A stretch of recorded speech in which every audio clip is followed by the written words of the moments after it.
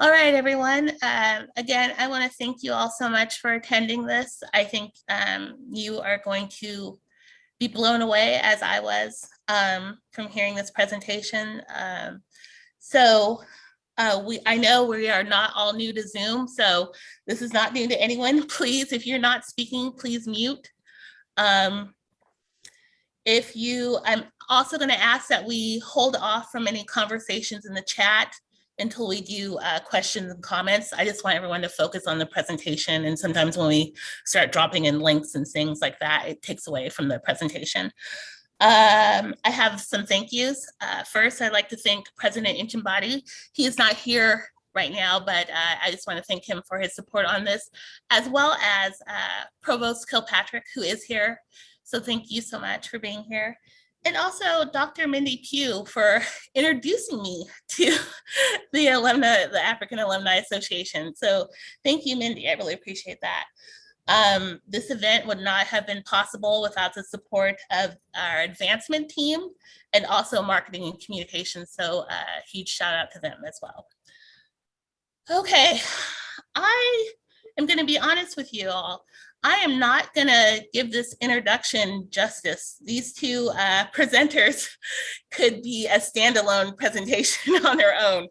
But in the interest of time, I'm going to do a compact introduction of these two, but please know that I'm not doing them justice. We spoke on the phone last night where they informed me that their plan was to do this presentation next year, and that they would have liked 5 weeks to prep for it. That's until they met me. I gave them this month and I gave them 2 weeks. And I can say they understood the assignment and executed it beautifully. So I can't say thank you enough to both of them. I'm going to start with Mr. Michael Hill. He is currently the chair and emeritus and historian of the African-American Alumni Association. He is a Chicago native. He is from the Illinois Tech class of 1982, where he majored in computer science and electrical engineering. He served on the IIT Alumni Board of Directors, and he is the founder of the African-American Alumni Association, where he served as chair until 2021. He is also the recipient of Illinois Tech Alumni Service Award in 2018. Thank you so much, Michael, for being here. Now I'll talk about Mr. Lewis Hureston. He is also a Chicago native. He earned his Bachelor's of Science in Electrical Engineering from Illinois Tech and his Master's from Georgia Tech. He is a two-time recipient of the Illinois Tech Stryker Distinguished Service Award, and he is also the co-founder of the Illinois Tech chapter of the National Society of Black Engineers. He also served on NSBE National Executive Board, where he served as finance chair and national treasurer. Currently, he is the vice chair of the African-American Alumni Association. I will tell you really quickly that I have had the pleasure of working with him and talking with him over the past 2 weeks, and I assume this will continue, but you are in for a treat. I thank you all for being here, and I hand it off to the both of you. Thank you so much. Thank you so much, Deanna. I'd like to thank everyone for making the time to participate. Today, Mike and I are going to present this work, and it's something that can be presented in 3 hours. We'll do it. Our intent is to do it in an hour.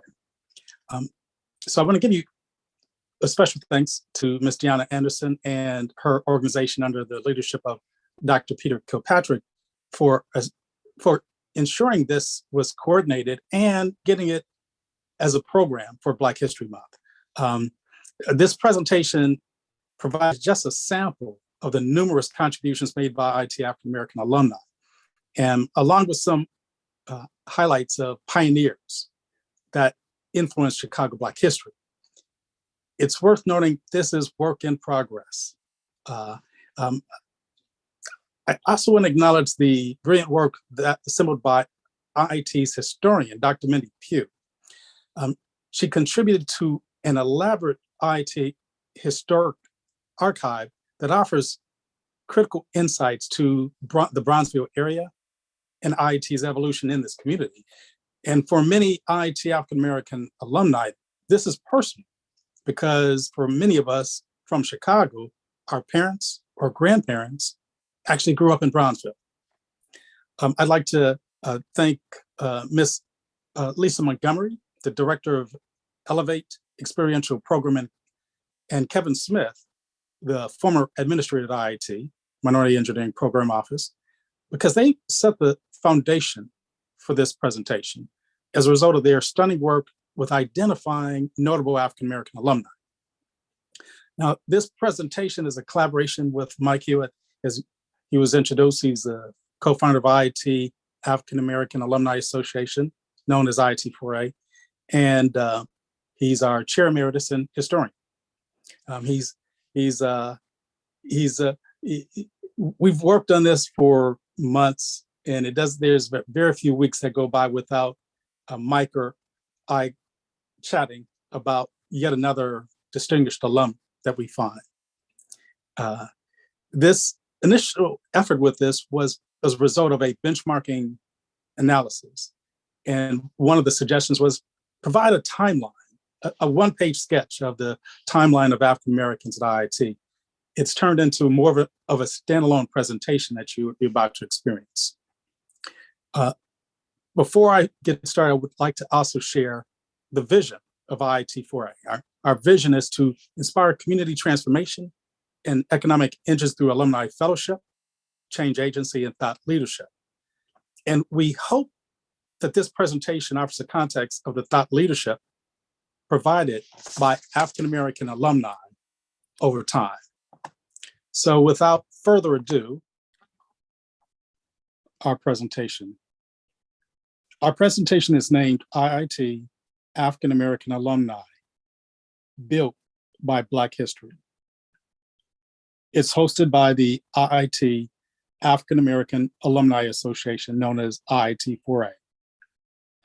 When we started this effort, we wanted to go back in time. So we went back 100 years, but that wasn't enough. So we went back 200 years. But to give it a full context of Chicago Black history and to frame it, we had to go back 300 years.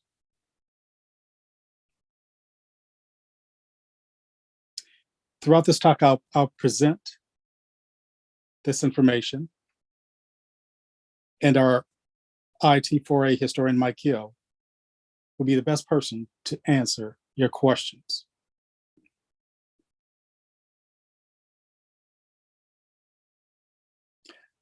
Our journey has evolved. I will start with just the statistics. For Chicago, the state of Illinois, and the United States, demographics of Blacks. In 1750, there were no Blacks in Chicago. However, the state of Illinois was 21.9% Black. The United States was 21.1% Black. By 2020, 29.6% of Chicago was Black, 14.2% to 6% of the state of Illinois, and 14.1% of the United States. And now we'll proceed with some key milestones. 1720, the first Africans arrived in the state of Illinois. Crispus Attucks, a Black man, is the first death of the American Revolution, March 5th, 1770. The Declaration of Independence promises liberty for all, but fails to end slavery on the 4th of July, 1776. Jean-Baptiste Point de Sable becomes the first permanent non-Indigenous settler in Chicago in 1790. In 1793, the Fugitive Act perpetuates slave ownership by simply defining the rules of engagement. United Kingdom ends slavery in 1833, but it takes United States to the 13th Amendment is passed on January 31st, 1865. Just weeks later, U.S. President Abraham Lincoln is assassinated on April 15th, 1865. Elijah McCoy, a Black inventor with 57 U.S. patents, struggles to get a job as an engineer. Ida Platt, Kent School of Law, class of 1894, is the first African-American woman to pass the bar in Illinois. Charles Warner Pierce is the first Army Institute Black grad and the first U.S. Black chemical engineer. However, he is unable to get a job. Riots are ignited in 25 U.S. cities to become known as the Red Summer of 1919. This included the Tulsa bombing and the Chicago riots of 1919. Neil Ferdinand Simeon is admitted to Armour Institute, ending a 30-year stretch with no Blacks at IIT's Armour Institute. When he graduates in 1938, he is unable to get a job as an engineer. 1941, Susan Corbett graduates as the first IIT African-American female from the Lewis College. Dr. Frank Crosley is the first African-American United States Navy commissioned officer, the first person to earn a PhD in metallurgical engineering at IIT, and the first person of African descent in the world to earn a PhD in this field. His success leads to President Harry S. Truman issuing Executive Order 9981 in 1948, desegregating the U.S. Armed Forces. Together with FDR's 1941 Executive Order 8802, Executive Order 9981 prohibits ethnic or racial discrimination in the defense industry and the U.S. military. 1950s and 60s, J. Edgar Hoover, former director of FBI, declares the number one threat to U.S. security is the unity of the Negro. 2 decades of assassinations of African-American leaders culminate in the 1968 riots when Dr. Martin Luther King was assassinated, just years after U.S. President John F. Kennedy and U.S. presidential candidate Robert Kennedy were assassinated. In the 60s, Dr. Robert Henry Bragg Jr. received a PhD from Illinois Tech.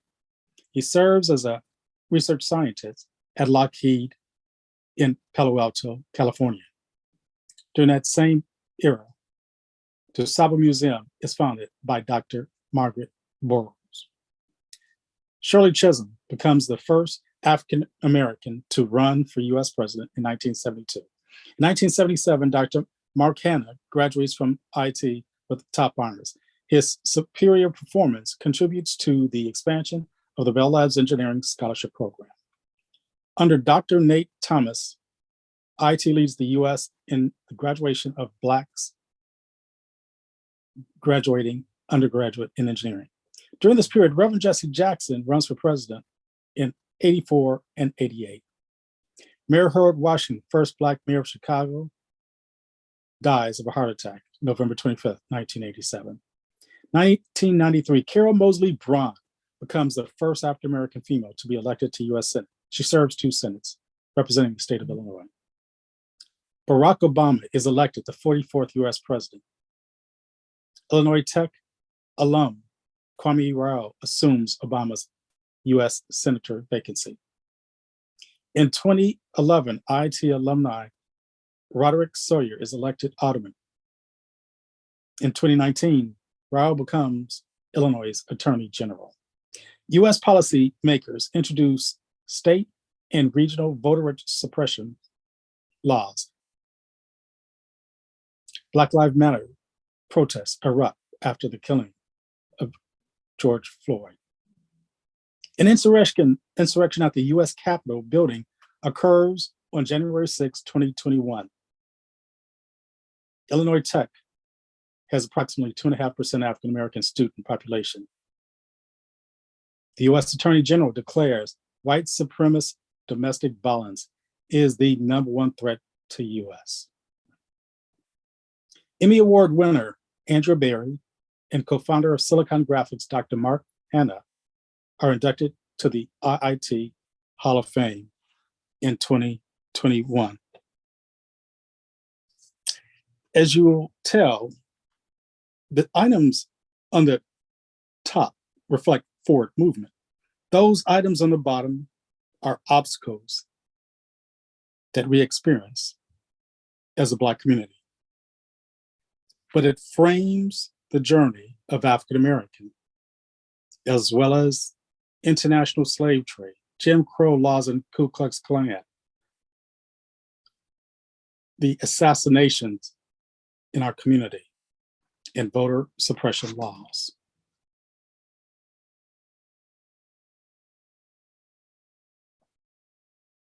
Not all heroes wear a cape. In this next section, I'll present pioneers who influenced Chicago history, Chicago Black history. I'll start with Jean-Baptiste Point de Sable. He becomes the first permanent non-indigenous settler in Chicago. Sojourner Truth was an abolitionist and women's rights activist. Her efforts influenced Chicago abolitionists John Jones and Mary Jane Richardson Jones, who were abolitionists and entrepreneurs based in Chicago.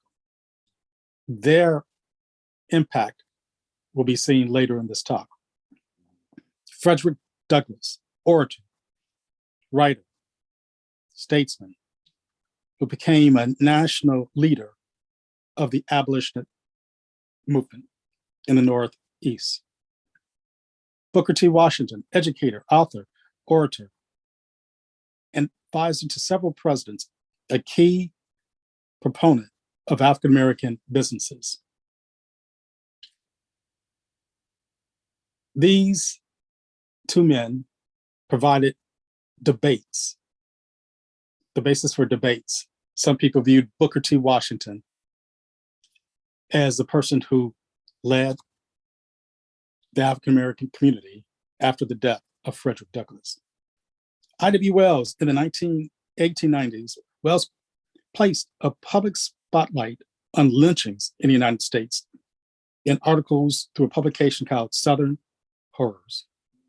Ida Platt was admitted to the Illinois Bar, IIT alum of the Kent School of Law in 1894, becoming the first African-American woman lawyer in the state and the third in the United States. She actually opened her own law office downtown Chicago.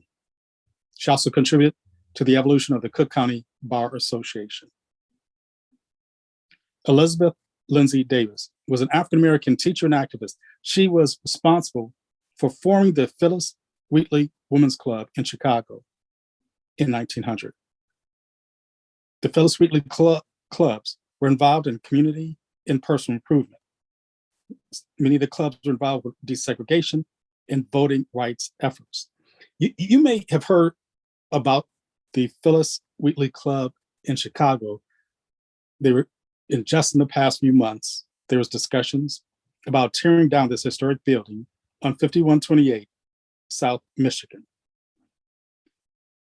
Charles Pierce. In 1901, this Illinois Tech grad is the first African-American from Armour Institute to graduate. And he's recognized as the first African-American to attain a chemical engineering degree in the United States. Robert Abbott was an American lawyer, newspaper publisher, editor. He founded the Chicago Defender after he couldn't get a job as an attorney. This grew to be the highest circulation of any Black-owned newspaper in the country and had a constructive impact on many of the people to follow. Susan Corbin is the first Black female to graduate from the Lewis College during a similar period, the same period of the merging with IIT. W.E. Du Bois was the first Black man to receive a PhD from Harvard University. He was one of the founders of the NAACP and the leader of Forefront, the movement for Black civil rights in the United States. Bessie Coleman, she was the first African-American woman and first Native American to hold a pilot license. It should be noted that she raised money through advertising via the Chicago Defender and raising money from this next guy, Jesse Binga, prominent American businessman who founded the first privately owned African-American bank in Chicago in 1908. He financed Bronzeville businesses along 35th Street. His base was 35th and State Street. Oscar Stanton DePriest. In 1929, Oscar DePriest was the first African-American elected to Congress in the 20th century, ending a 28-year absence of Black representation. He represented Chicago's 1st District. Dr. Daniel Hale Williams was an American general surgeon who founded Providence Hospital in 1891 and 1893, performed the first successful heart surgery to repair a wound. This one is extraordinary in a couple of ways. One, the couple above his photo, John and Mary Jones, were abolitionists and entrepreneurs that financed not only Dr. Williams' medical degree, they financed Providence Hospital. This is personal to me since I was actually born in Providence Hospital. Ada S. McKinley. She established the Soldiers and Sailors Club in 1919 to attend to the needs of African Americans returning from World War I, located nearby IIT's campus. Neil Ferdinand Simeon. As the IIT lightweight heavyweight champion, he competed in the Golden Gloves. He received a Bachelor's of Science degree in Mechanical Engineering from IIT and was elected to Pi Tau Sigma Mechanical Engineering Honor Society. If his name sounds familiar, it's because Simeon High School on the south side of Chicago is named after him. Gwendolyn Brooks, prolific poet, over 75 poems, her early work published in The Defender, Pulitzer Prize winner as well. Otis Boykin attended IIT, didn't graduate, but he had 25 plus patents. He is the inventor of the wire precision resistor. John Mutasamy was an American architect, the first African-American architect to design a high-rise building in Chicago. In 1973, he designed the South Loop downtown Chicago headquarters for Johnson Publishing Company, located at 820 South Michigan. Gloria Ray Hallmark is a member of the Little Rock Nine, the 9 African-American students who desegregated Central High School in Little Rock, Arkansas in 1957. She's an IIT alum. She graduated from IIT with a bachelor's degree in both chemistry and mathematics. Dr. Frank Crosby, first African-American United States Navy commissioned officer, first person to earn a PhD in metallurgical engineering from IIT, and the first person in the African set to earn a PhD in this field. Dr. Robert Henry Bragg received a BS, MS, and PhD in physics from Illinois Tech. What's particularly interesting about Dr. Bragg and his era is that he came out in 1960, ushering a period when African Americans were able to get jobs in the field that they studied, even if they weren't in the military or working on a defense contract. Malcolm X, slain civil rights leader who spent time in Chicago. His time in Chicago in great part because of the Nation of Islam, which he was a member. Dr. Martin Luther King Jr., civil rights leader, whose efforts included the 1966 March in Chicago. These two gentlemen reflect another example of African Americans inspiring different debates in society. What most people don't realize is when Dr. King was involved in the protests in Chicago, he actually stayed in Bronzeville. Dr. Margaret Taylor Burroughs, in 1961, she founded DuSable Museum. And we'll hear more about DuSable later on this page. John Johnson was an American businessman and publisher. Johnson was the founder of Johnson Publishing Company, headquarters in Chicago, Illinois, featuring Ebony and Jet magazines. Shirley Chisholm, in 1968, she became the first African-American woman elected to the United States Congress, representing New York. She became the first Black to run for president in the United States. Both of these accomplishments influenced African-American progress in general and progress with African-American females in politics. She's not an IIT grad, but her influence on IIT grads, you'll see later. Ralph Metcalfe was an American track and field sprinter and politician. He served in the United States Congress for 4 terms. In the 1970s, was a Democrat from Illinois, serving the same district that IIT is located. Congresswoman Cordis Collins, first African-American female congresswoman representing Chicago. When she was elected, she was also the first African-American woman elected to Congress in the Midwest. Not an IIT grad, but a Northwestern grad. Wendell Campbell, 1961 graduate in the architect school, former founder of National Organization of Minority Architects.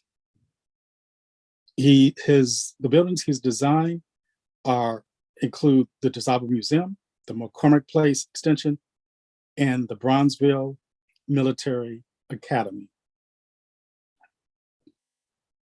Wendell Campbell. Former Chicago Mayor Harold Washington, first African-American elected to mayor of Chicago.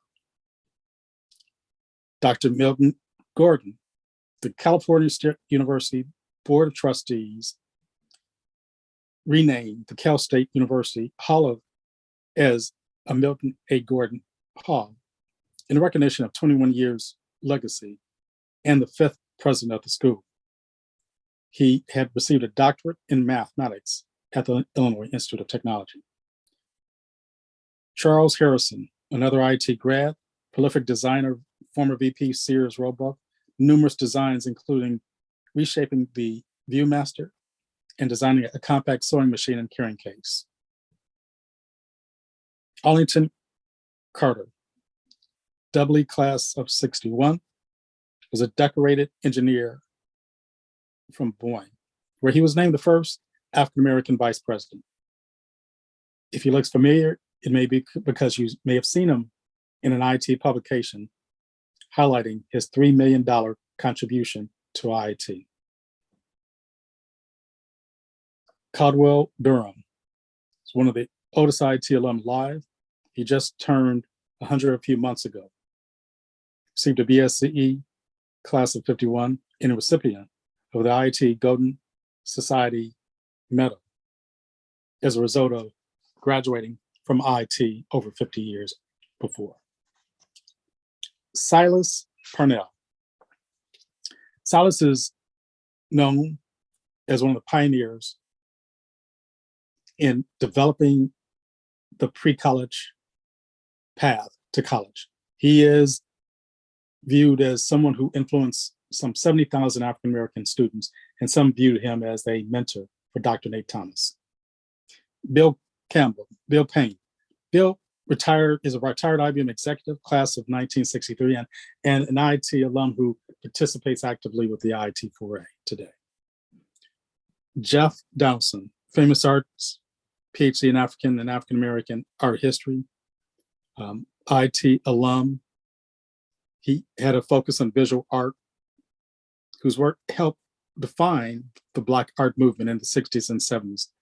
He, along with the next IIT grad, were co-founders of AfriCobra, the African Commune of Bad Relevant Artists. Barbara Jones Hoga. She's got a bachelor's from Howard University, bachelor's in fine arts from the School of Art Institute in Chicago, and master's in fine art from IIT. She was best known for her work with the Organization of Black American Culture, OBAC, and as I said earlier, a co-founder of AfriCobra, along with fellow IIT grad Jeff Donaldson. Willie Taylor is co-founder and former VP of operations at Sony Craft. Sony Craft in the 70s and 80s was one of the largest African-American technology firms. They created jobs for IT students during the summer, interns, and full employment for IT alum. Jack Hampton, 1968 architect graduate with a proficiency with stained glasses. He was a Montgomery Ward executive. His contribution in stained glass can be seen throughout Western Europe, in Switzerland, France, and the United Kingdom. Dr. John Watson has been recognized for his work as a research scientist as well as educator. He's a founding member of the Coalition for the Advancement of Blacks in Biomedical Science, winner of the 1985 Henry McBay Outstanding Teacher Award, and the 1994 Lifetime Mentor Award from the American Association for the Advancement of Science. Dr. George Langford earned his PhD in 1971 in cell biology from IIT under William Dangford. He's a professor of biology, dean emeritus of the College of Arts and Sciences, and distinguished professor of neuroscience at Syracuse University. Luster McKeeser, 1971, Kent School of Law, accountant, partner at Washington and Pittman, former IIT trustee. Bob Ingram, retired executive from AT&T Bell Labs, served as one of the top-ranked African-Americans in the AT&T Information Systems Organization. Reverend Jesse Lewis Jackson, 1984-1988 US presidential candidate, who actually paved the way for Barack Obama. Dr. Nate Thomas, architect of the IIT Minority Engineering Program, which led to 500 plus African-American IIT alum. Dr. Howard Adams, from the mid-70s to the mid-90s, Adams served as the executive director of the National Consortium for Graduate Degrees for Minorities in Engineering and Science, known as GEM. Under his direction, majority of the African-American alum that went from bachelor's to master's engineering received scholarships through GEM. Tony Harris. Tony is a native Chicagoan and is one of the co-founders of the National Society of Black Engineers, along with the Chicago Six. He was the first national chair of NSBE. He's a successful businessman, got his MBA from Harvard, and he's an entrepreneur. He's not an IIT grad, he's a Purdue grad, but he's a Chicago native. Dr. Mae Jemison, American engineer, physician, former NASA astronaut. She became the first Black woman to travel into space. And she's one of the two African-American female astronauts out of Chicago, and there's only 3 African-American female astronauts. Dr. Mark Hanna, co-founder of Silicon Graphics and board of trustee member. Dr. Hanna has numerous patents in graphic design. He's, as I stated, a current member of the IIT Board of Trustees.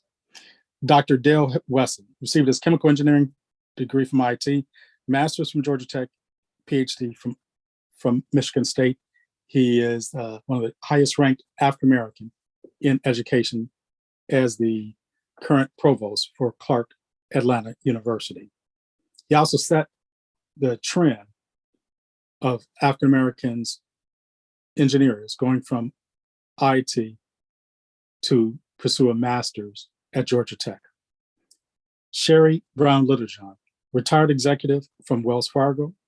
She's a member of the Alumni Board of Trustees, chair of the IIT Alumni Board, and one of the first Black females promoted into technical management at Bell Laboratories.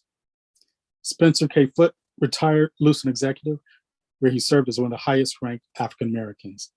Tyberg Cousins Arthur, retired IBM executive. She had global management director role with international accountabilities in United Kingdom, France, and Hong Kong. Mark Anthony Cartwright, distinguished member of the technical staff. He was one of the first and few African-American distinguished members of the technical staff. Unfortunately, we just lost Mark at the end of last year. Dr. Bill Payne, Executive Director, Science and Technology. He, at the University of Chicago, he has a PhD from IIT featuring groundbreaking work in photonics. He holds numerous patents. Sharita Caesar, Senior Vice President, recently recognized for being a pioneer in the cable industry.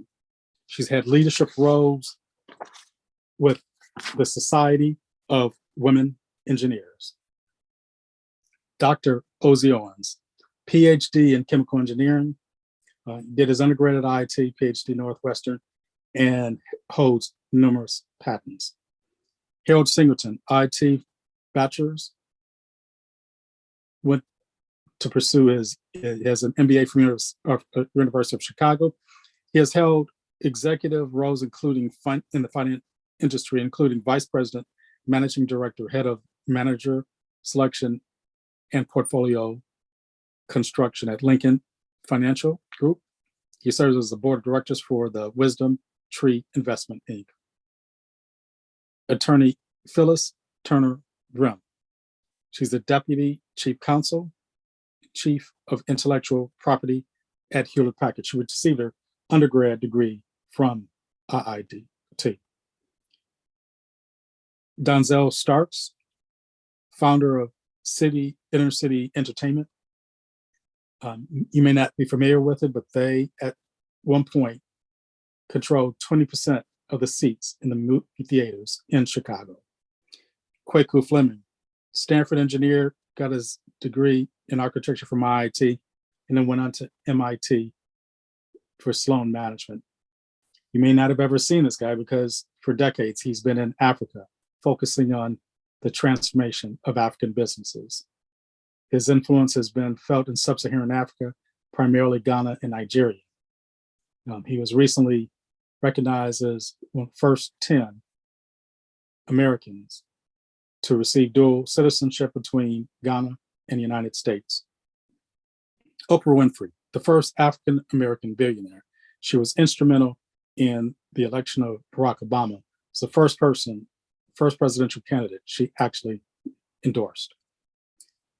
Former Senator Carol Moseley Braun. 1993, Carol Moseley Braun became the first African-American female to be elected to the US Senate.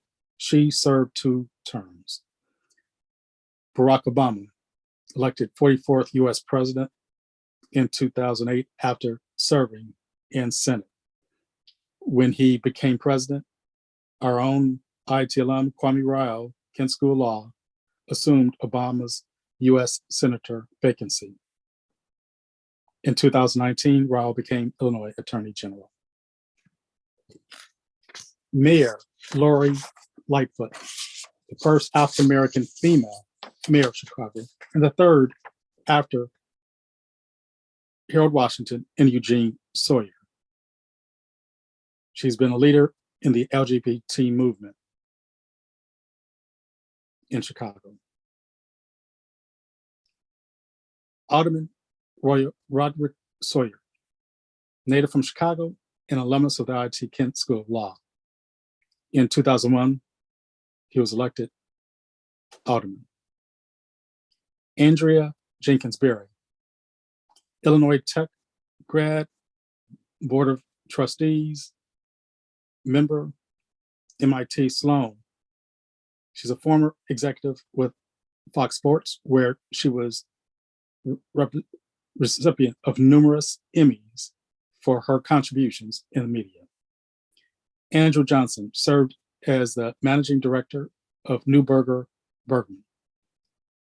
If he looks familiar, it may be because you may have seen him on CNN, providing thought leadership on the direction of the United States economy. Dr. Loretta A. Moore, MS and PhD in CS from IIT, professor and former department chair of the Jackson State University Computer Science Department. Mitchell Davis, appointed chair of the Illinois Chief of Police and first African-American Illinois Chief of Police. Dr. Makita Faye, movie producer and film executive. She did her undergrad at IIT in engineering and PhD from Georgia Tech, probably one of the most educated producers in Hollywood. Virgil Abloh received a master's from IIT Fine Arts in architecture. He was the artistic director for Louis Vuitton, where he passed, and unfortunately passed away recently.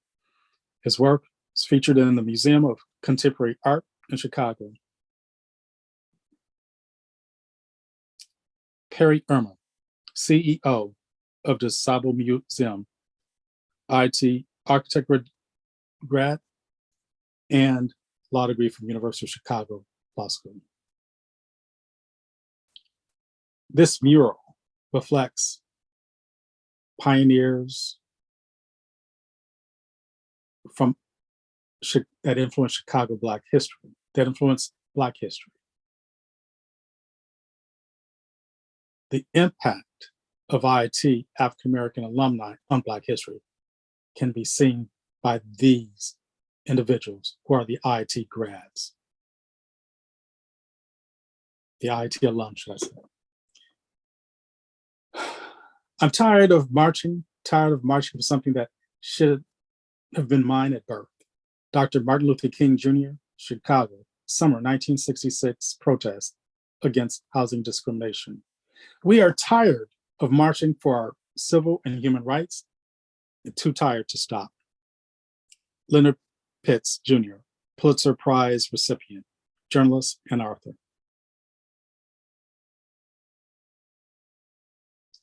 I'd like to continue on with the recognition of the first 75 years of IIT African-American alum from 1894 to 1969. It's framed by Jim Crow laws, assassination of Black leaders, voter suppression laws. With that backdrop, IIT evolved. Chicago's Kent School of Law, founded in 1887, merges with IIT in 1969. Armour Institute, founded in 1895, merges with IIT in 1940. Lewis Institute, founded in 1895, merges with IIT in 1940. Between 1902 and 1933, Armour Institute appeared to be absent of women and people of color. Institute of Design, founded in 1937, merges with IIT in 1949. The Midwest College of Engineering, founded in 1967, merges with IIT in 1986. Stewart College of Management, created in 1969. African-American pioneers were at IIT in the late 1800s. Ida Platt, Robert Abbott, Charles Pearson. After a 30-year period of no record of African-American students at Armour Institute, and after the 1919 Red Summer riots in response to white attacks on Black communities, the next wave of pioneers, Susan Corbin, Neil Ferdinand Simeon, Otis Boykin, walked through our halls. Executive Order ADL 2 by President Roosevelt in 1941 was intended to eliminate discrimination in the military. Dr. Frank Crosley was a beneficiary, and his great accomplishments influenced the Executive Order 9841 under Truman in 1948.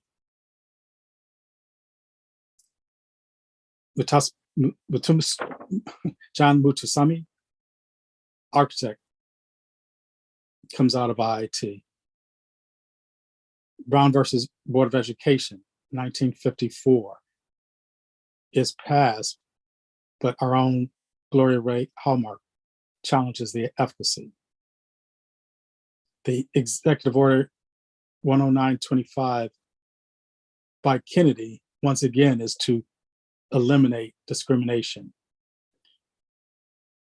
Dr. Braggs rounds off the next wave of pioneers. And by the Executive Order 10925 under Kennedy, it opened up a new era where African Americans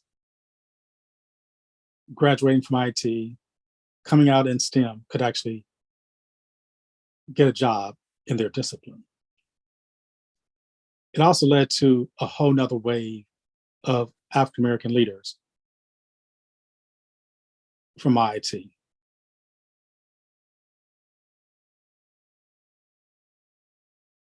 And this is simply a sample of the 500 plus illustrations of Black impact by IIT African-American alum. I take you now to a journey of the next 50 years of African-American alum from 1970 to 2020. Before this period, we had the 1968 riots in response to the numerous assassinations of Black leaders, including Dr. King. Police brutality in killing of unarmed African Americans. We had voter suppression. In the wake of that, we had Dr. Nate Thomas join IIT, the first of a number of great African American Black administrators. By 1978, Dr. Nate Thomas had established the foundation of African American recruitment with the Minority Engineering Program Office. It established a healthy pipeline of African Americans pursuing STEM professions, fueling IIT for the next 20 years. He also influenced a greater gender balance at IIT and an increased representation by Hispanic and Latinx. This is a sample of those who came to IIT in the mid-70s, whose performance really created the opportunity for the next wave of African Americans in the 1980s and beyond.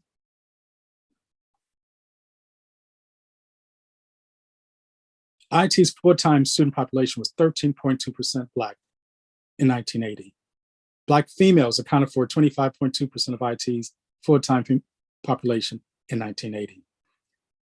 Unfortunately, IIT's full-time student population dropped to 5.5% Black by 1998. Black female full-time population dropped to 7.5% by 1998. The Ed Kaplan Institute was created in 2018. By 2020, Blacks accounted for 3.6% of IIT's full-time undergrad and 0.7% of its grad. In 2020, Blacks accounted for 4.7% of IIT's bachelor's in engineering, 1.9% of IIT's master's in engineering degrees, and 0% of IIT's PhDs. That era ended with the 2020 Black Lives Matter's response to the George Floyd killing. And once again, a sample of the 500 plus illustrations of Black impact at IIT. We have a responsibility to ensure the current and next generations have better opportunities than we had. Lester McCarroll Jr., Chair, IIT African-American Alumni Association. There are a number of people who have sacrificed for us to have what we have. We must acknowledge the debt that we owe those who came before us and pay that debt forward.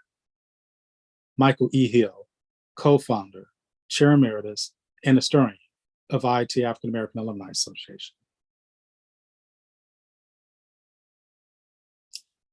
This report was assembled with a commitment to replace the urban youth pipeline to prison with a pipeline to college. This is a picture of the Little Rock, Arkansas 9, featuring our own Gloria Ray Hallmark. Over 50 years later, they still stand for justice. I leave you with art by IIT alum Barbara Hoga and a lovely quote: "To be free, know thy past, prepare for the future." In closing, I share a quote. In the words of IIT's president, Dr. Raj Ashambati, the right purpose, the right timing, the right city, the right legacy. I think this incredible vision by Dr. Ashambati is one anyone can embrace, whether or not you're from Chicago, from overseas, Black or white, Hispanic, Asian, or one of our international students. This concludes our talk. We will open our discussion for questions. Thank you so much for your attention.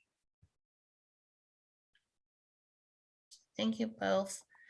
Does anyone have any questions? You can either drop them in the chat or you can just raise your hand and I can see you.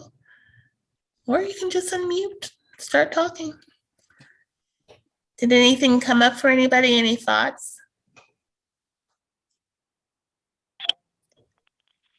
Hi, Deanna, this is Andrea Berry. I'm on my phone, so I apologize for no video.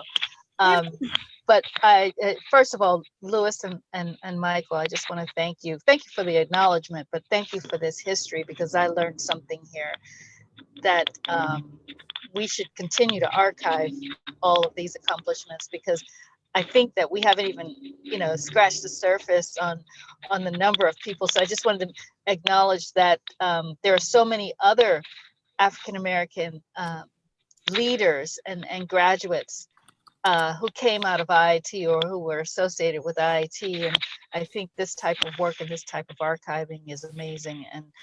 And I just want to thank you guys for putting this together and acknowledging what we did and how we've contributed to the city of Chicago, as well as globally.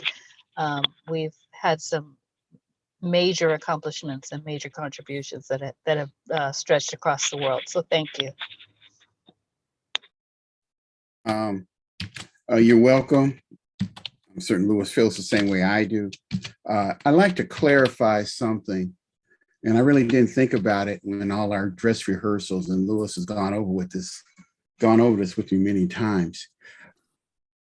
A couple of things, one of which is the Black professionals, a small cadre that managed to get STEM degrees from IIT, obviously owe a debt to President Roosevelt's executive order opening up the military, as well as to defend those lucrative federal civil and defense contractor jobs to Negroes. That was a big deal.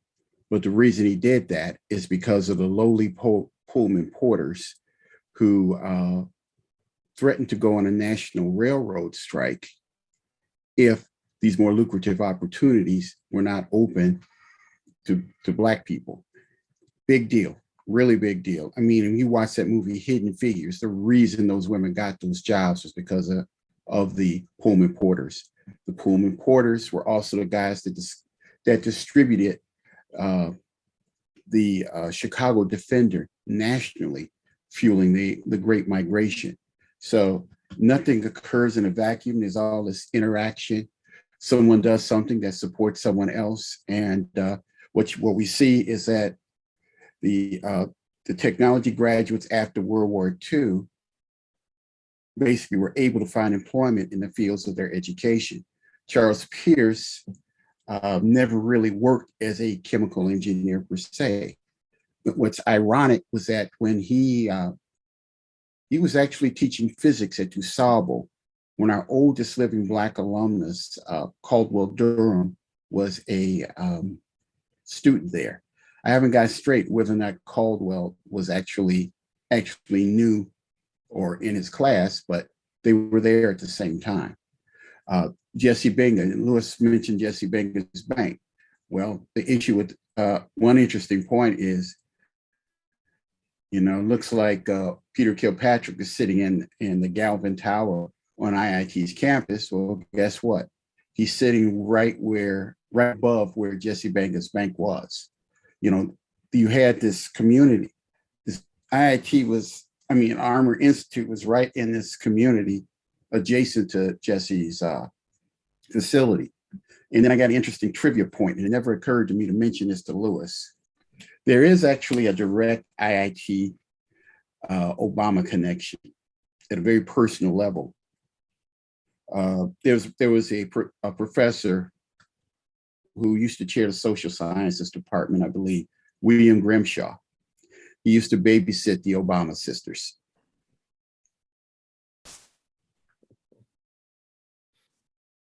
And the rest of you, this is an open discussion. So if you guys got any comments or anything like that, you feel free to unmute. Well, Lewis. Please go ahead. Yeah, Lewis and Michael, I just want to thank you from the bottom of my heart. This is a perfect presentation for Black History Month, and especially for us here at IIT. Just a phenomenal amount of research, well rehearsed, well presented, tremendously uplifting. I saw Sherry's comment, how uplifting for our entire community to be able to share in this event today. So I just want to thank you. I'm really glad we're recording it, because I know many people who would enjoy watching the recording, and I'm going to send it out to them and encourage them to take a peek at it, because if they get half the enjoyment and satisfaction out of it that I did, they'll be incredibly uplifted. So I just want to thank you both. And Deanna, thank you for making this happen. This was a wonderful presentation. Thank you. Well, thank you, Peter, for your comments. And as was noted at the beginning, some of you may not have been on the call. This started as a result of us attempting to just in a one-page slide capture the timeline of African Americans at IIT. And you can imagine the complexity to do that. And so, Dr. Kilpatrick, the meetings we had with you over the last year, the generosity of your time and time of your staff really was a great impetus for their start. But as was noted by Ms. Anderson, our vision was this: when we evolve this, it'll be a great presentation for the 2023 Black History Month. So thank you for inspiring Deanna to have us deliver this a year in advance. She inspires herself. She really doesn't need any inspiration from me, but I'm really thankful that she pushed you to deliver it this February, because it was great. It was really wonderfully done. Thank you. Pleasure. Oh, I think I wanted to say hi, everybody. Hi, it's Perry Ermer. Thanks for using a good picture of me in your presentation. I appreciate that, Lewis. But that was just absolutely phenomenal. I'm sorry I was late to the meeting, but I arrived just at the right time to catch the tail end of this presentation, which was absolutely brilliant. What I'd like to propose or ask permission to do is to post a link to the presentation on the DuSable Museum website, because I think that could be, and by the way, you see in my background on my wall there is my IIT diploma from 1981. So I would love to do that, and I would love to have that linked on our website. And I'm enthusiastically supportive of this. This could really be the first tangible piece of collaboration between the museum and IIT.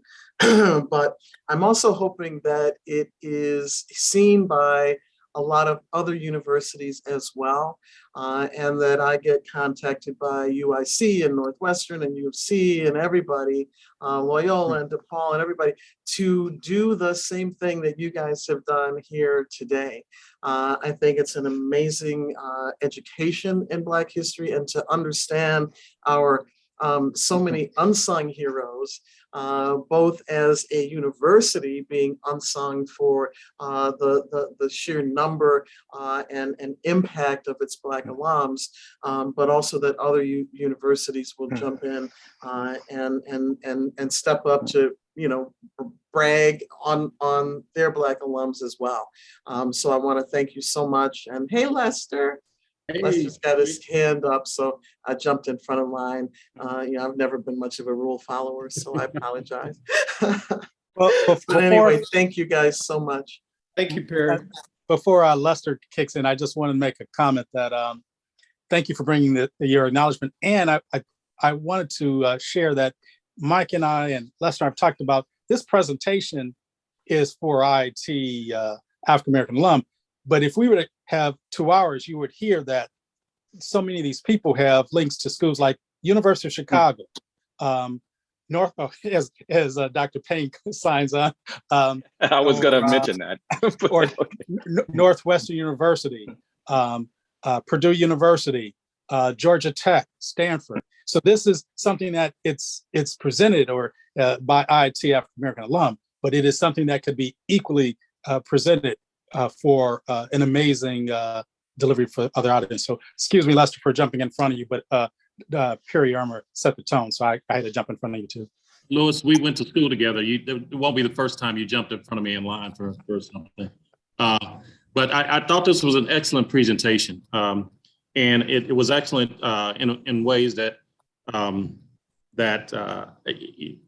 you know, of course I would expect, given the presenters and given the subject matter. But there are a couple of things I wanted to comment on relative to the context and the gravity of what's been presented here today.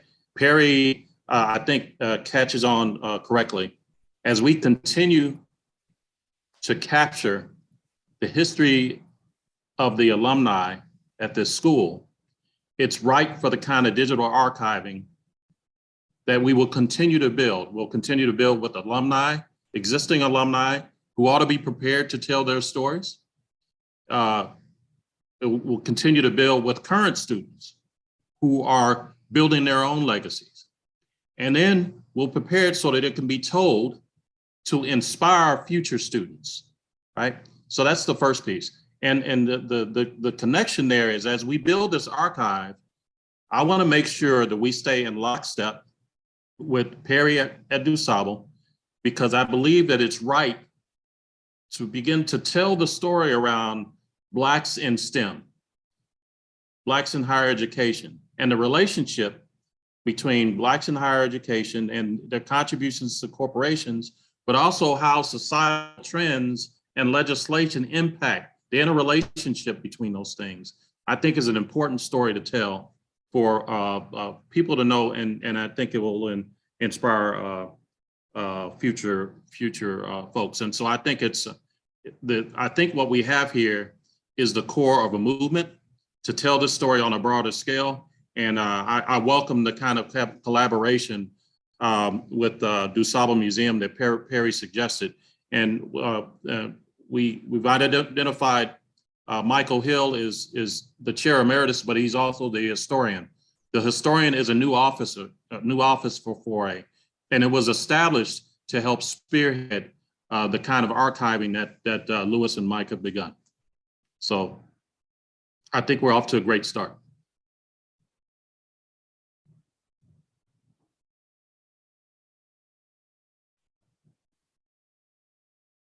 Bill? Okay, Bill, Scooter Payne is first, next, and Hey, Andrea, then so Raymond.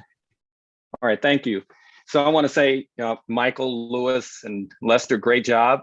That's a great story. Thank you for the acknowledgement. And, appreciate that. But there are a lot of people that have been gone through IIT and impacting the world. So I think this will be a great story definitely for IIT students, to give them, a vision of, the paths going forward, and we help to pull them along. But also, I'd like to tell this story to some of our students at the University of Chicago who are working in science-related fields, not exactly engineering. We have a kind of a non-conventional engineering program called molecular engineering.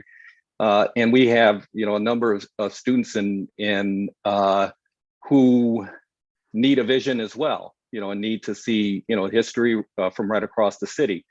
And also we can help, I think, with respect to, potentially bringing groups together from across universities, as, Perry was mentioning.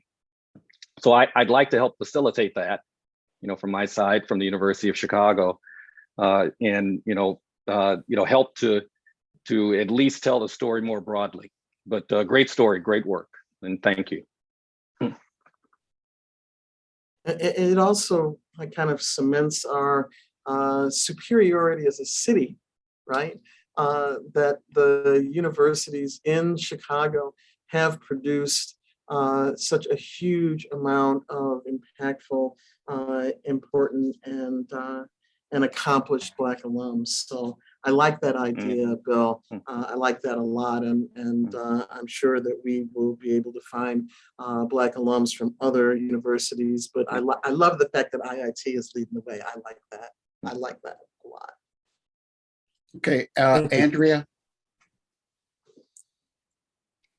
Hi, yeah, hi guys. One thing I'd like to see is this information. It could be used, we're always talking about how to diversify our incoming freshmen or incoming students. This information could be used as a recruiting tool, so that you could say, coming to IIT, this is what the outcome is. So even prospective students, whether they're undergrad or grad, should be privy to this information, as well as freshmen who are here should be, when they come through orientation, if they haven't seen it on the recruiting end, they should look at it upon orientation and all the Black students at the school, because they need something to strive for. So I think that if we can incorporate this, maybe a condensed version or something like this as part of the recruiting tool when we're going around the country and trying to get Black students, or even in the cities, even the Chicago Difference. This could be a hook for the Chicago Difference initiative, where we use this as a tool. So maybe we can refine and refine the actual presentation, because I think it's brilliant that they should have this at their fingertips. Because I can guarantee you most of the Black, or even most of the students at IIT, doesn't have to be just Black students, aren't aware of this information. Andrea, thank you so much for that comment. One of the things I'd like to mention is IIT 4A Chair Lester McCurry, who spoke a few moments ago, he had encouraged Mike and I to, once we had unveiled this, because we did just a preliminary version a few weeks before, that to work with someone like yourself, to use more innovative technology and social media to tell the story. This is our effort to put this into visuals. As many of you know, and I spoke at the beginning, Mike Hill and I, we don't go a week without one of us discovering another African-American alum. And Mike, as you know, is an amazing historian. And he was a historian before he became the IIT 4A historian. But this is just the beginning. And I think Lester McCarroll's vision is that picture with the display of notable alum becomes a mural in DuSable Museum and IIT. But that's about a bit in the future. I think Sherry, I saw your hand up. Ray was before me. Okay, Ray Nelson. Yes, thank you, Sherry, because I actually have to sign off of the computer as soon as I make my comments, and I'm still going to be connected on my phone, but I'll keep my comments succinct because of that. But what I did want to mention was, first, Louis and Michael, you did an outstanding job. I would want to challenge you when you said that the presentation was a work in progress, I would say it's evergreen. Because there will be many more contributions made by people that have been at the university, are at the university, and will be coming to the university. And so I would add to Roger's comment that it's not just the legacy, it's also the future. Thank you. Great upgrade. Sherry. First off, thank you, Lou and Michael and everyone else who contributed to this moment that we're having. You know, as Black folks, we are known to set the tone for what needs to happen going forward. We don't always get credit for being out in front and being the pioneers for something that sets the tone for how we want to deliver information. But as the alumni chair of the university, I will say to you, this is something that we need to do more for IIT overall, where you guys have actually showed us how it can be done, what we can add to it, so that we can actually put IIT on the map. As Perry said, I like the idea that IIT is leading the way. We have been for too long a diamond in the rough. It's time to polish ourselves up, show all of who we are. We are known for being the social consciousness, if you will, of the Chicago area and in STEM. It is time for us to take the lead and drive this forward. April Welsh is wonderful. She has been a pioneer in so many ways to get us where we are today. And it's for all of us to step up, in every way possible to make IIT what it needs to be, speaking on behalf of African-American students, as well as IIT as in general as a STEM, and what we're trying to do to set ourselves apart, not only for Chicago, but for the nation and for the world. We are a global institution and we need to lead the way. Thank you again to Lou and Lester and to Michael for bringing this to us today. Thank you. Thank you so much, Sherry. I wanted to piggyback about just the messaging, because one of the things I had a conversation with Mike Hill, I think it was about a year ago. And you know, at that time we had probably 25% of this content. And I said, Mike, I think we have 50 amazing stories of our African-American alumni. And he said, no, Lou, we have over 500 stories. And this is just a soundbite. This presentation at best has around 100. Probably some 15% of the IIT African-American alum. And it's inspiring the contributions ranging from the late 1800s to recent alum in the past 20 years.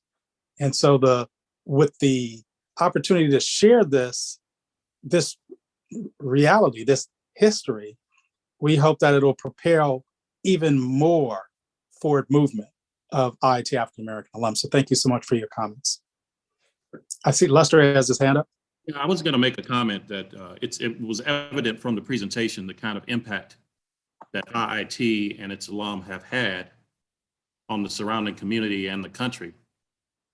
And it was unintentional. It was unintentional. Imagine the impact IIT could have if we decided to be intentional about the impact our alumni and our students could have. Agreed. I'm going to have to, Lester, that's what I like having you as a successor. You take things to a whole nother level. And I'm actually very appreciative of the structure that you and Lewis have given Foray. And, it's not in good hands, it's in fantastic hands. But to your point, we do have national contributions. I mean, the way I found some of these people, I knew IIT had about 4 people on the historymakers.org website. But I went to that website and I did a search, and it's more like 11.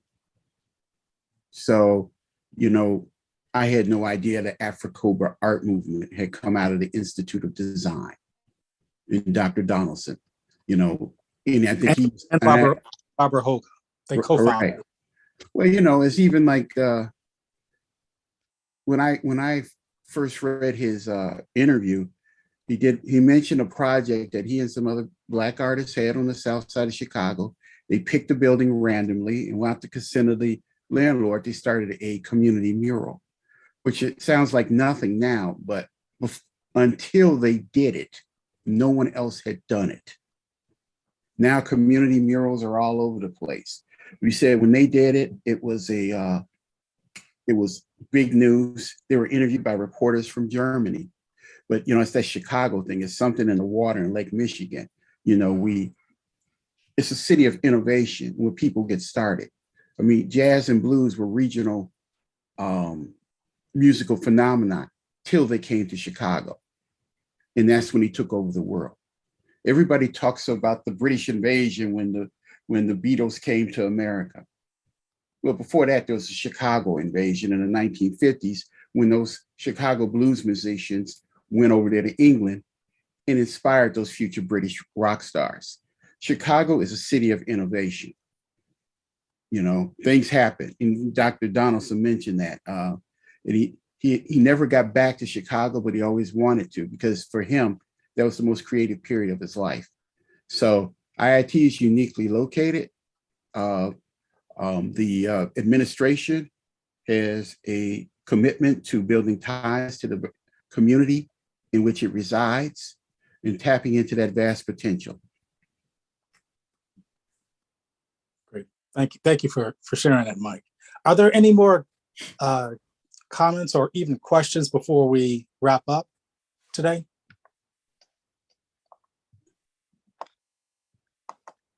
I did have an actual question. So I had a question about when during your time at IIT, what was the connection to the Bronzeville community like? That's an interesting question. Mike, would you like to take that one? Because we have several people who are there in the 70s and 80s on this call. But now you see, some of us from my generation are smiling. Historically, IIT in my lifetime has always been separate from the community. It's always been an island. And students were told that if they strayed out to that island, they did so at their own peril. There was a certain amount of truth to that. I mean, because we had Robert Taylor Homes right across the street from IIT, where you now have Starbucks. So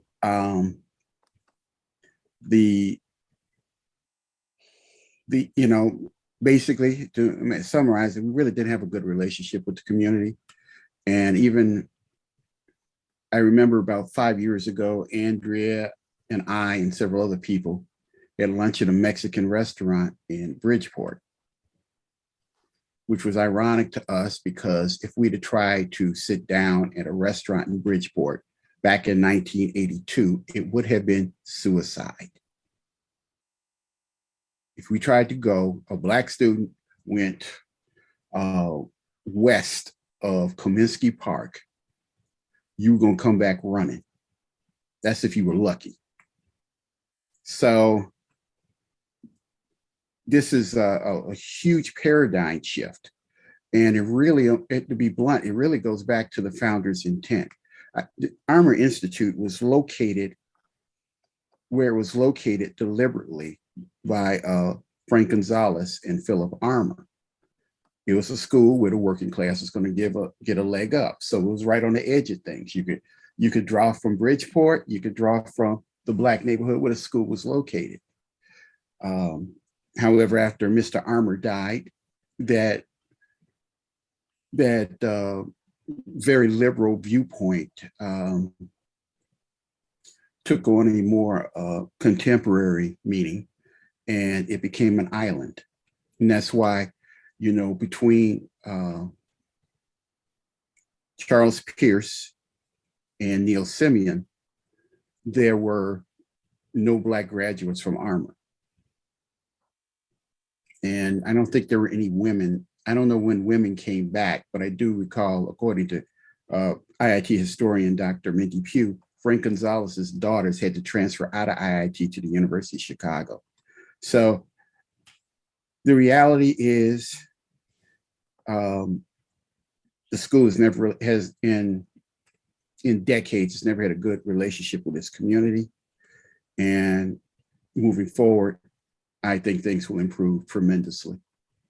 So Mike, this is Arlene. I want to add some comments and give a little bit of background. I grew up in Bronzeville. I grew up about 3 blocks from IIT, right there on 33rd and Giles. Went to Douglas Elementary, which is on 32nd and Calumet, and then went to Dunbar, which is right there on 29th and King Drive. And you're correct, Michael, there was really no connection to the community. The programs that I was in, the schools that I went to, we really never saw a presence of anyone from IIT coming in to recruit from Dunbar, other than Nate Thomas when he came in 1974, 75 to recruit some of the students from Dunbar for the early ID program. No presence in the surrounding schools, Drake or Douglas or Mayo School, to tap those resources as well. And again, the community programs, no presence at all either. Can I say something before you speak, Andrea, real quick? Sure. Just for the benefit of the folks on the call, who you just heard from is Black IIT history. That was Arlene Love. She was our first Black homecoming queen at IIT. Hey, Arlene. Hey. So I just want to let you guys know that, and I'm building up my own engagement with this subject because I was asked to be the chair of the External Affairs Committee, which is managed by Jess Good's department from an administration standpoint. And Adrienne Irma, who is on the call, is part of his department. She's an assistant vice president of the group. And there are the intent is to increase that level of communication with the surrounding community.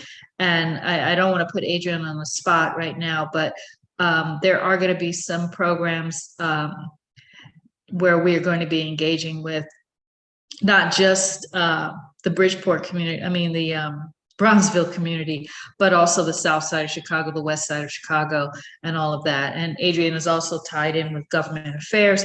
So I think you're going to see some changes. And I do agree with all of you. There was IIT was on its little oasis island back in the day, but I think that the new administration is very cognizant of the necessity to engage the surrounding community. So you're going to see a lot more of that coming in the future. So I just wanted you guys to know that. And I don't know, Adrienne, if you want to mention anything or any projects you may be working on, not to put you on the spot, but I just wanted to let you guys know that the university recognizes that. Okay, before anybody says anything, Lisa Montgomery had her hand up. Hey, everybody. It's good to see everyone on the call, on this chat today. And I just want to say, in my 20 years at the university, we've done a lot, and I've seen a lot done in the Bronzeville community, but it's never publicized. And so I think that is a lot of the problem. I worked in community affairs for 3 years. I worked side by side with Lester there.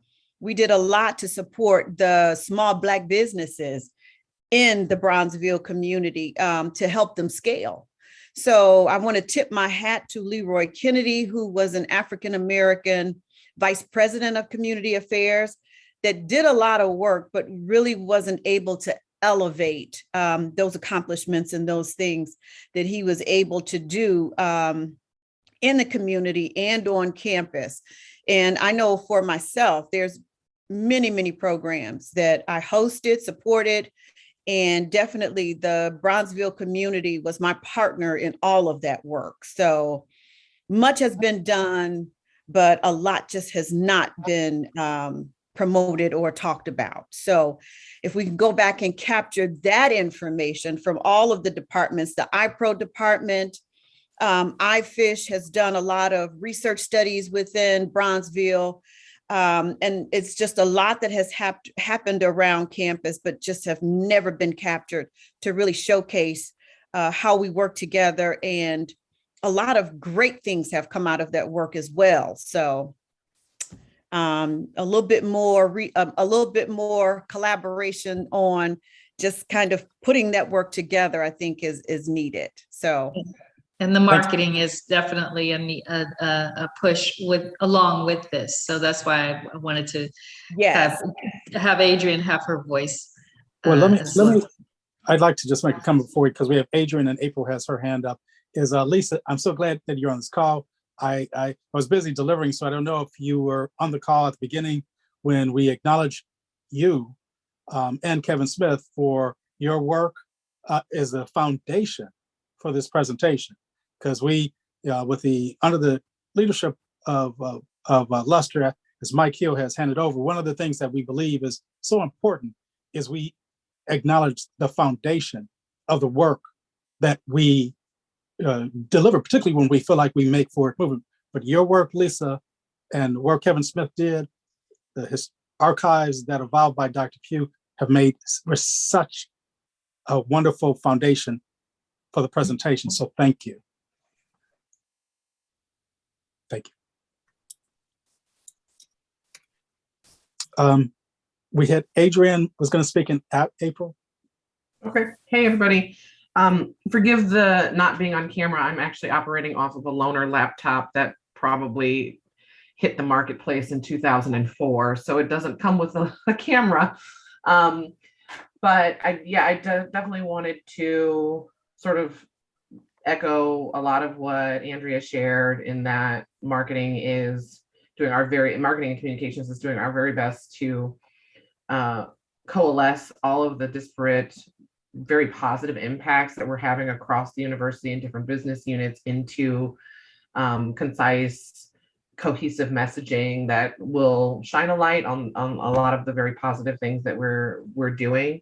My counterpart, Elisa Bunton, on the community facing side, is very, very active as well in increasing our external engagement and the intentionality of our engagement with our neighbors in Bronzeville. There will be quite a bit of media chatter around a large university initiative, scholarship initiative. Many of you on this presentation are aware of the Chicago Difference campaign and Elevate. If I'm saying that correctly, Lisa might have to correct me on the newest iteration of that pitch. But yes, we are very clear in the dearth of students that look like us on campus, and this scholarship initiative is meant to provide the opportunities and take down barriers to college enrollment and college completion and career placement for students, high achieving students of color on the south and west sides of Chicago. So, lots of really cool things going on, and things that I think we can all be proud of collectively. And please, I'll put my email in the chat if there's anything that comes up that folks want to elevate to me, my attention. You can always reach out to me. April is amazing. Y'all already probably have her email address already, but feel free to tap me if it's something that can give April a break from emails. Okay. Thank you. Yes. Other than that, love the presentation and happy to be here. Thank you, Adrienne. Okay. April, you'll be the last one, and then I'll wrap it up if that's okay. Actually, Sherry needs to say something first. Okay. I just want to be mindful of the time for everybody, but okay. So Sherry, and then I'll wrap it up after. Dion, I have actually wrote what I wanted to say in the chat. I just want you guys to know, with Raj as our new president, he is bringing voice, he's bringing space for us to have these conversations and to reach out personally to the community. As I put in the chat, there was recently, even our trustees are talking about folks being welcomed on campus, coming to campus. One faith leader said, you know, I know this campus, I belong here. I know the president of this university, and he's been coming to my community. So it's happening now. And I just am so enriched and so excited about that. With that, give it back to you, Dion. Actually, that's exactly what I wanted to say, Sherry. So it's like tag team. I'm so excited for the time we're living in right now.